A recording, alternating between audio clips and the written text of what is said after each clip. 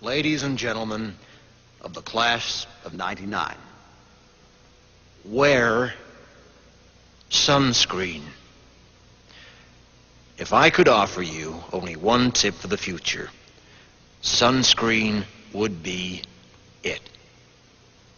The long-term benefits of sunscreen have been proved by scientists, whereas the rest of my advice has no basis more reliable than my own meandering experience. I will dispense this advice now.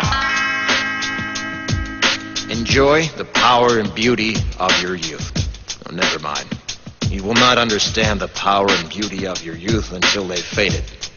But trust me, in 20 years, you'll look back at photos of yourself and recall in a way you can't grasp now how much possibility lay before you and how fabulous you really looked. You are not as fat as you imagine.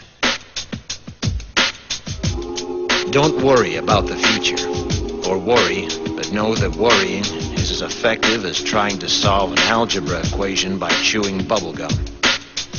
The real troubles in your life are apt to be things that never crossed your worried mind, the kind that blindsides you at 4 p.m. on some idle Tuesday. Do one thing every day that scares you. Sing. Don't be reckless with other people's hearts. Don't put up with people who are reckless with yours. Floss. Don't waste your time on jealousy. Sometimes you're ahead, sometimes you're behind. The race is long, and in the end, it's only with yourself. Remember compliments you receive. Forget the insults. If you succeed in doing this, tell me how. Keep your old love letters. Throw away your old bank statements. Stretch. Don't feel guilty if you don't know what you want to do with your life. The most interesting people I know didn't know at 22 what they wanted to do with their lives. Some of the most interesting 40-year-olds I know still don't. Get plenty of calcium. Be kind to your knees. You'll miss them when they're gone. Maybe you'll marry, maybe you won't. Maybe you'll have children, maybe you won't. Maybe you'll divorce at 40.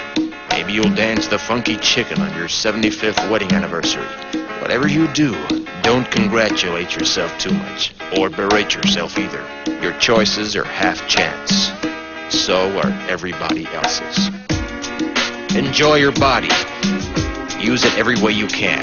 Don't be afraid of it, or what other people think of it. It's the greatest instrument you'll ever own. Dance. Even if you have nowhere to do it but in your own living room. Read the directions, even if you don't follow them. Do not read beauty magazines. They will only make you feel ugly.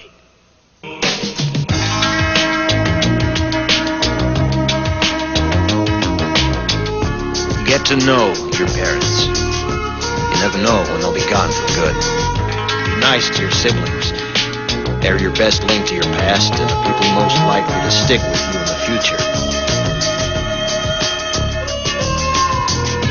Understand that friends come and go, but with a precious few, you should hold on.